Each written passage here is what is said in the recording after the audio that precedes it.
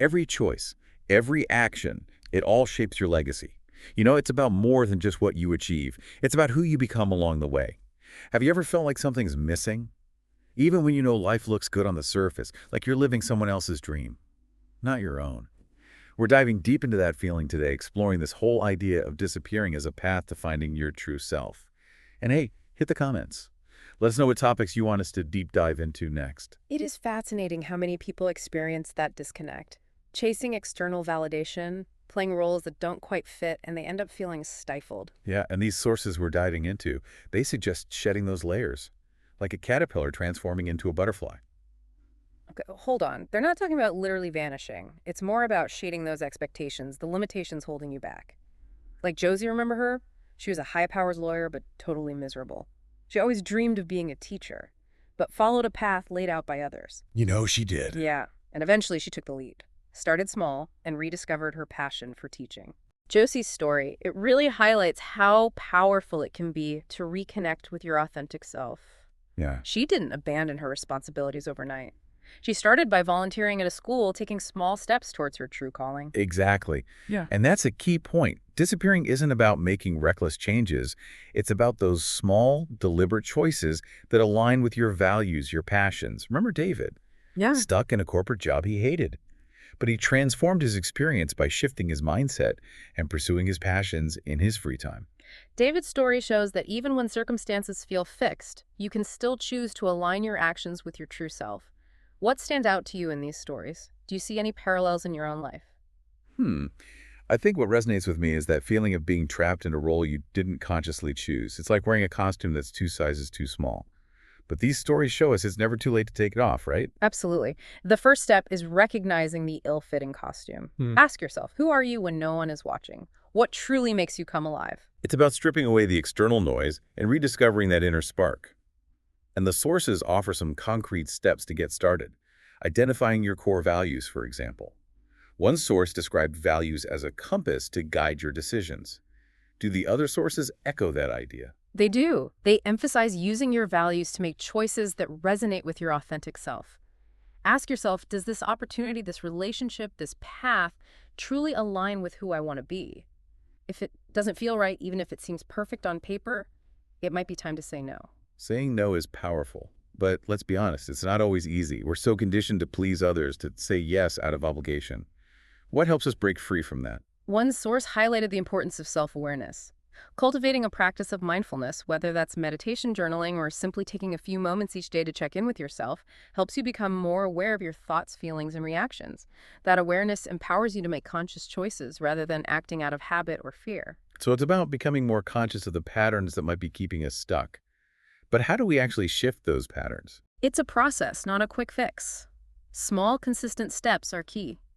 One source suggested surrounding yourself with people who encourage your growth. Their support can make a world of difference, especially when the journey gets tough. Because, let's face it, not everyone will understand this disappearing act. Some may even feel threatened by your transformation. How do we navigate that? That's a great point. It's not about leaving people behind. It's about inviting them to grow with you. If they're not ready, that's okay.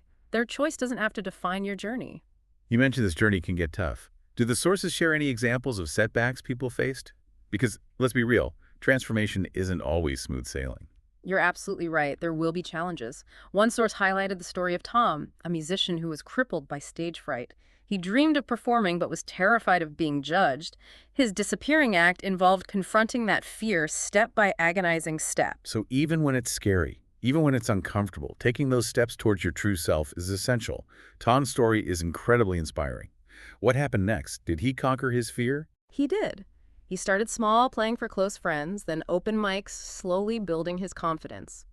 His journey wasn't about becoming a different person, but about removing the fear that was masking his true potential. That resonates so much with the whole disappearing concept. It's not about erasing who you are, but about shedding the limitations that prevent you from becoming who you're meant to be. What I find fascinating is Tom's transformation wasn't just about him. It impacted his audience too, right? They got to experience his music, his passion, his unique talent. You've hit on a crucial point. Your transformation doesn't happen in a vacuum. It ripples outward, impacting the people around you, inspiring them to perhaps embark on their own journeys of self-discovery. That's incredibly powerful. It's like a chain reaction of authenticity. And you know, what strikes me is that this journey of disappearing isn't just about personal fulfillment. It's about contributing something unique to the world. Precisely. Your authentic self, your unique talents, your passions, they all have a place in the world. And when you embrace them fully, you not only create a richer, more meaningful life for yourself, but you also contribute something invaluable to the world around you. So in a way, disappearing is about becoming more visible, more recognizable to your true self and to the world. But how do we stay focused on that vision, especially when self-doubt creeps in? One source suggested viewing self-doubt as a signal, not a stop sign. It's a reminder to check in with your values, to ask yourself if you're still on course. It's an interesting way to reframe self-doubt. Instead of letting it paralyze us, we can use it as a tool for course correction. Did the sources offer any other strategies for navigating those inevitable bumps in the road? Absolutely. One theme that emerged was the power of embracing failure as a learning opportunity. Remember, growth often happens outside our comfort zones. So it's not about avoiding failure, but about changing our perspective on it. Instead of viewing it as a setback, we can see it as valuable data information that helps us adjust our approach and try again. Exactly. Each time we fall, we have an opportunity to get back up stronger and wiser. And just as importantly, it's about celebrating our progress no matter how small. Those small wins deserve recognition. Because those small wins add up over time, right? They fuel our motivation and remind us that we're moving forward, even if it doesn't always feel like it. The sources also emphasize the importance of curiosity. Why is that so crucial in this disappearing process? Curiosity keeps us engaged, open to new possibilities, and prevents us from becoming complacent. It's about approaching life with a sense of wonder, like a child exploring the world for the first time. I love that image. It reminds me of how easy it is to get stuck in routines, in familiar patterns of thinking. Curiosity is like a breath of fresh air, inviting us to step outside those well-worn paths and discover something new. And that's how we continue to evolve. Whether through formal education, reading conversations with people who hold different viewpoints, continuous learning is essential for growth. It's about keeping our minds flexible and adaptable, especially in a world that's constantly changing.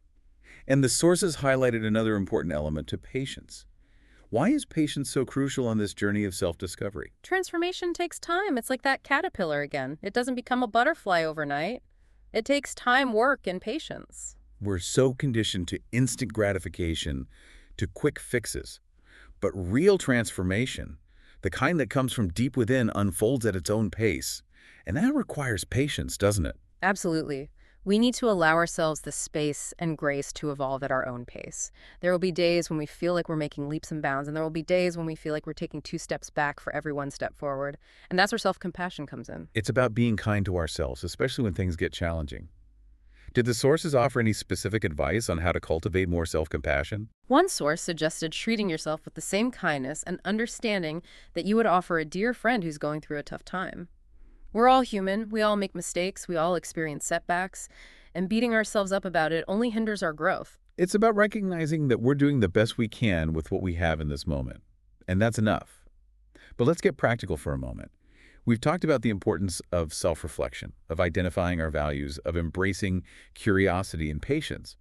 But for someone who's just starting out on this journey, it can still feel overwhelming. What's one simple action step they can take today to start disappearing and becoming more recognizable to their true selves? I'd suggest starting with a simple question. What makes you come alive? What are those things that light you up, that make you feel truly passionate and engaged?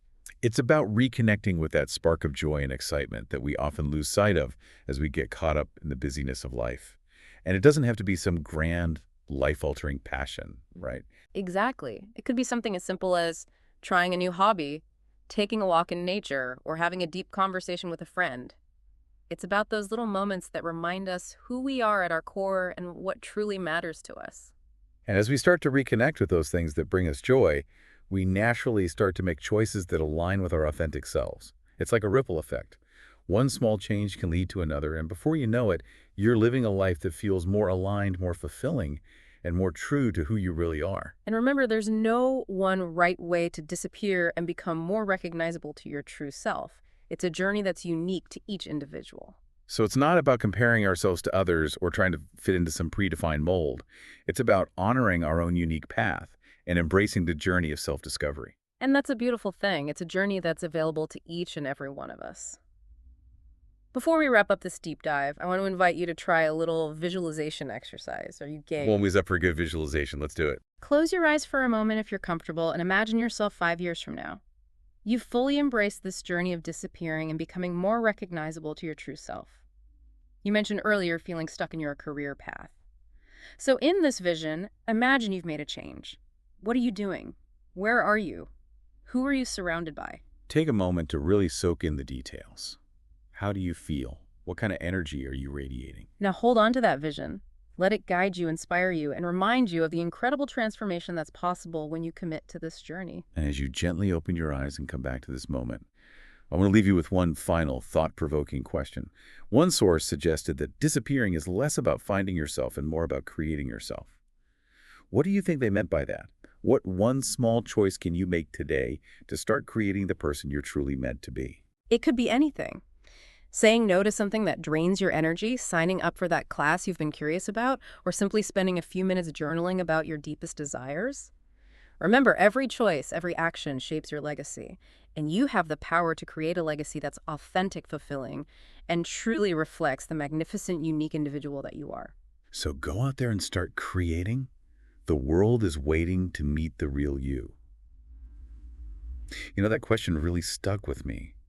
Are we finding ourselves or creating ourselves as we disappear? It's a powerful distinction, isn't it? It suggests we're not just uncovering some pre-existing self, but actively shaping who we become through our choices and actions. It's almost like we're artists, sculpting our own lives, chipping away at what doesn't serve us, Yes. molding ourselves into something new. Exactly. And like any artist, we need the right tools.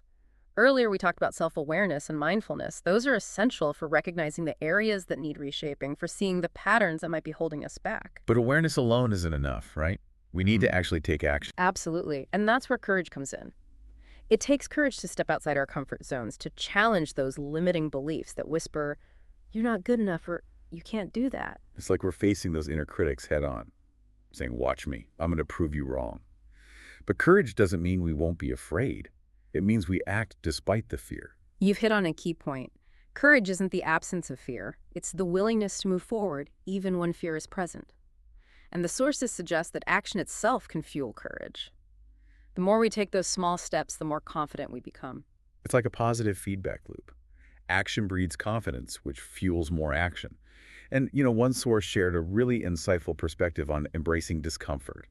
They argued that discomfort is often a sign that we're growing. What are your thoughts on that? I think it's a valuable reminder that growth rarely happens in our comfort zones. Think about a muscle, it doesn't get stronger without resistance. The same is true for our emotional and mental muscles. We need to challenge ourselves, push beyond those self-imposed limitations to truly grow. So discomfort isn't something to avoid. It's a signal that we're stretching, expanding, becoming more than we were before. And isn't that what this disappearing act is all about? Precisely. It's about shedding those layers of who we thought we were supposed to be and embracing the fullness of who we can become. And that journey, like you said earlier, is unique to each individual. It's not a one-size-fits-all approach. Exactly. We all have different paths to walk, different lessons to learn, different contributions to make. But the common thread is that we're all capable of incredible transformation. And we don't have to do it alone.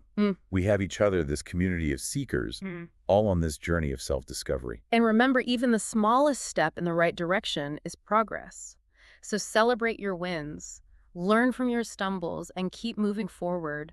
The world needs your authentic self. So keep disappearing, keep creating, keep becoming. This is your journey, your legacy. Make it extraordinary.